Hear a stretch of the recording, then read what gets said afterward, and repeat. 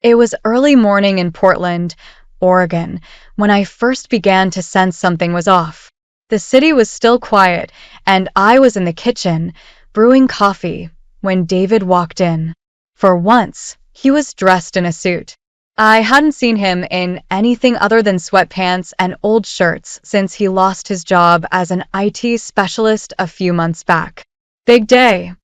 I asked, trying to sound casual. David looked up, his face a mask of forced cheerfulness.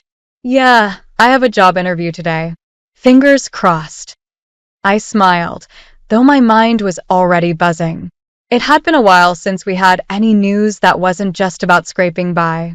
But as I looked at David, something felt uneasy. His sudden enthusiasm felt too rehearsed, too out of place. The day dragged on, and as evening fell, I found myself waiting anxiously for him to come home. When he finally walked through the door, I could tell something was wrong. The sharp scent of alcohol and an unfamiliar perfume clung to him. My heart sank. David stumbled slightly as he hung up his coat, and I could see the disheveled state of his hair and clothes. I didn't want to jump to conclusions, but my instincts were screaming at me. I had to know what was going on. Later that night, while David was in the shower, I found myself in his study. I hesitated for a moment before picking up his phone. It was a risk, but I needed answers. With shaking hands, I scrolled through his messages, and there it was, a string of texts between David and Rebecca, my closest friend. The messages were intimate and full of promises that I had never heard before. Rebecca was someone I trusted deeply. We had been friends for years, shared countless secrets, and supported each other through thick and thin. And now, here she was, betraying me with my own husband. I felt a cold fury rising inside me, mingled with a sense of betrayal so profound it left me almost numb. David had used my business credit card to buy gifts for Rebecca. There were receipts for luxury items, which I later found stashed in his desk drawer. He had been financing their affair with the money I had earned, money that was supposed to secure our family's future. That night, I lay awake, staring at the ceiling, trying to process everything. Ella, our 8-year-old daughter, was asleep in the next room, unaware of the storm brewing just outside her door. I worried about her, about how this would affect her. She was perceptive, mature for her age. I knew she would sense the tension, and that thought made my heart ache. Weeks passed, and I tried to keep up appearances. I focused on work and Ella's routine, but in the background, I was quietly gathering evidence. I followed David one day and saw him with Rebecca at a high-end store, laughing and shopping together. The sight was a cruel confirmation of what I had already discovered. During this time, my brother Mark came to visit. He had always been my rock, and his presence was a much-needed comfort. Mark was completely unaware of the affair. He had come to help with Ella while I juggled work and the emotional turmoil. One evening, while Mark was playing with Ella, I took the opportunity to confront David.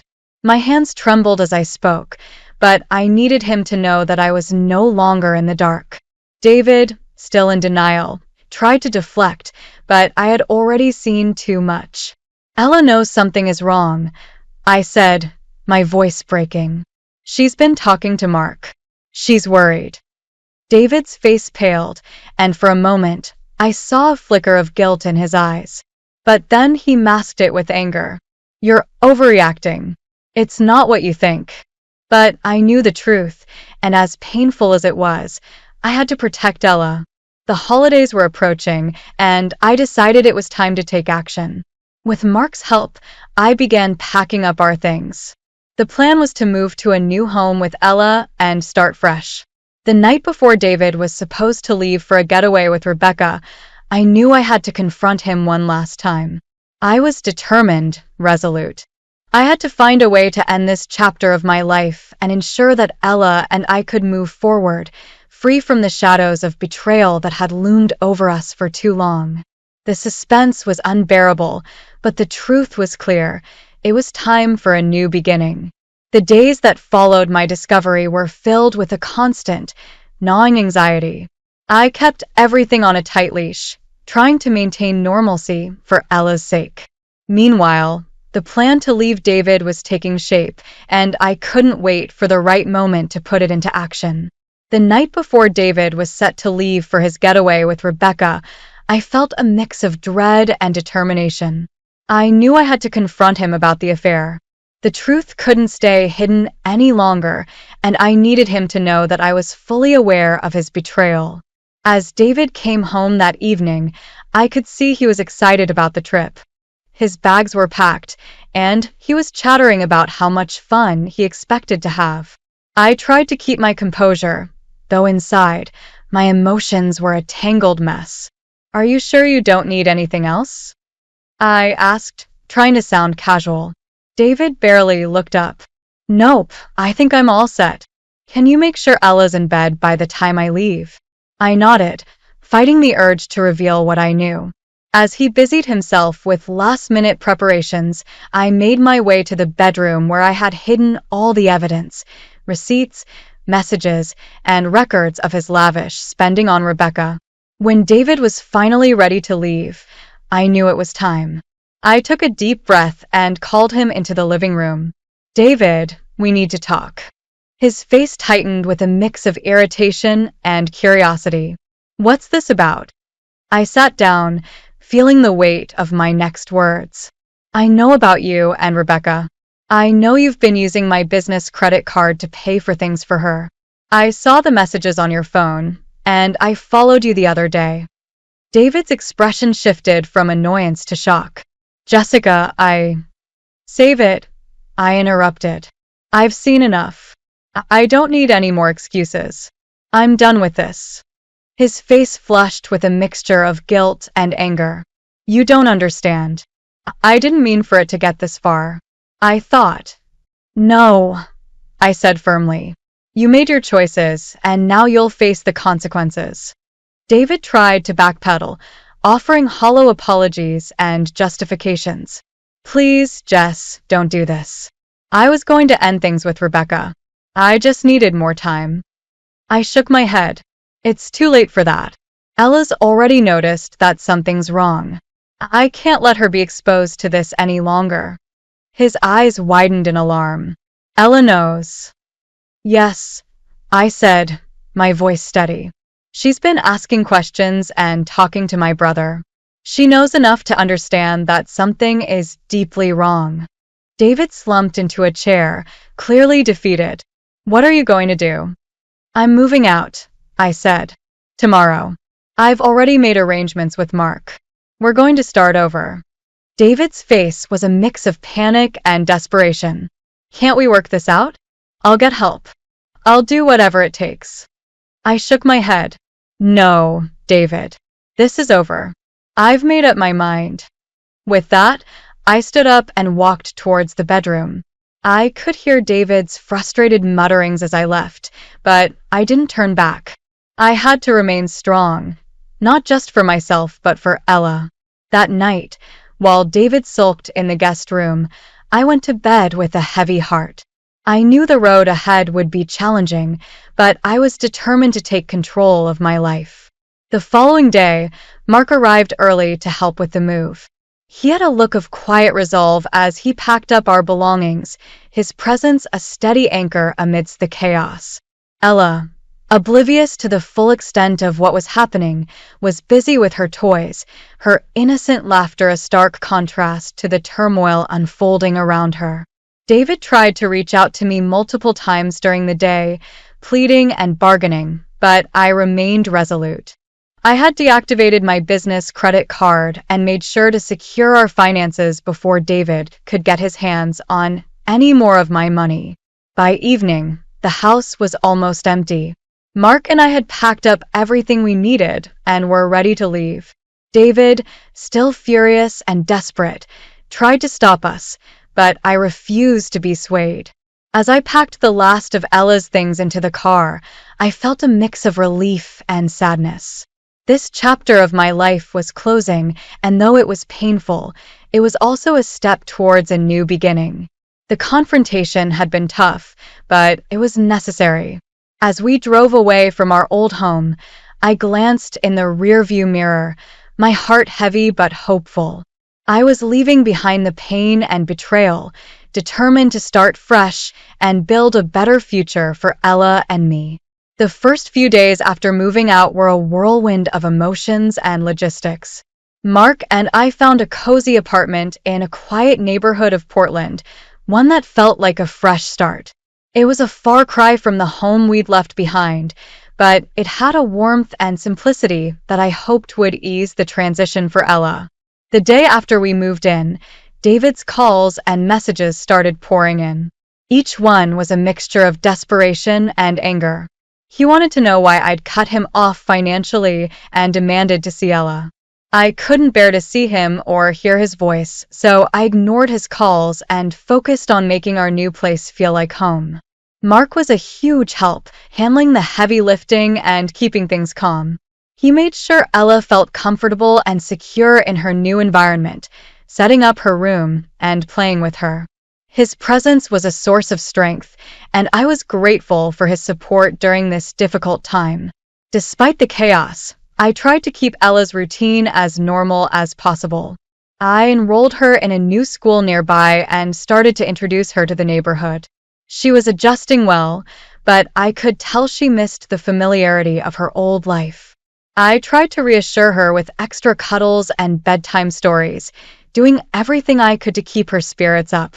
A few weeks after the move, I received an unexpected call from Rebecca. It was late one evening, and I was tucking Ella into bed when my phone rang. I almost didn't answer, but curiosity got the better of me. "Jessica, it's Rebecca," she said, her voice tight with frustration. "I need to talk to you." "What do you want?" I asked, trying to keep my voice steady. "I'm angry, Jessica," she said. "David's things were sent to my house, and now my husband knows everything. We're getting a divorce." "You made sure of that." I could hear the hurt and anger in her voice, and a part of me felt a pang of sympathy.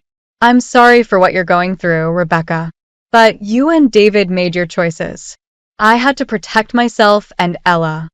Rebecca's voice softened slightly. "I didn't expect David to drag me into all this. I was hoping we could figure things out. But now everything is falling apart." I could tell she was struggling, and for a moment, I felt a flicker of empathy. "I hope you find a way to move forward. It's not easy for any of us." We ended the call shortly after, leaving me with a sense of mixed emotions. While I felt justified in my actions, the reality of the situation was sobering. Rebecca was dealing with her own fallout, and the mess David had created was affecting more lives than just ours. As days turned into weeks, the complications continued. David kept calling and sending messages, each more frantic than the last. He threatened legal action, claiming I was depriving him of his parental rights. I was prepared for such threats and had consulted a lawyer to ensure that Ella's well-being was legally protected. One afternoon, while I was working from home, my lawyer called with an update. "Jessica, I've reviewed David's claims. He's trying to contest the custody arrangements, but given the circumstances and his recent behavior, it's unlikely he'll succeed." I breathed a sigh of relief. "Thank you for handling this. I just want to focus on Ella and give her a stable environment." "That's the right approach," my lawyer assured me. "Keep documenting everything, and we'll get through this." Despite the legal battles, life slowly began to settle into a new routine. Ella and I attended local events, made new friends, and started to find our rhythm. I continued working hard at my job, determined to keep my career on track while providing for my daughter. One evening, as I was finishing up some paperwork, Mark came by for a visit. He brought dinner and, more importantly, a reassuring presence. "How's everything going?" he asked, setting down the bags of food. "Busy but manageable," I replied. "Ella seems to be settling in well. I think she's finally starting to feel more at home here." Mark smiled. "That's good to hear. I'm glad you're making progress." As we sat down to eat, I reflected on the journey so far. The confrontation with David had been necessary, but it had set off a chain reaction of challenges and adjustments. I was navigating a new life, one that was filled with uncertainties, but also with hope. The holidays were approaching, and I was determined to make them special for Ella. We decorated our apartment with festive lights and ornaments, creating a cozy and cheerful atmosphere. I wanted her to have a sense of joy and normalcy during this time of transition. As the season changed and the new year approached, I felt a cautious optimism. The road ahead would still have its hurdles, but I was ready to face them head-on. With Mark's support and my determination, I was building a new foundation for Ella and me, one step at a time. The aftermath of David's betrayal had been challenging, but it was also a time of growth and resilience. I was learning to navigate this new chapter in my life, committed to providing a better future for my daughter while standing strong in the face of adversity. As the new year began, I felt a renewed sense of purpose and determination. The legal issues were gradually settling down, and the apartment was becoming more like home with each passing day. Ella was adjusting well, and I was determined to make sure our lives were as stable and happy as possible. David's calls had become less frequent, and I had managed to cut off all financial ties with him. I had made it clear that I would no longer entertain any discussions about reconciliation or financial support.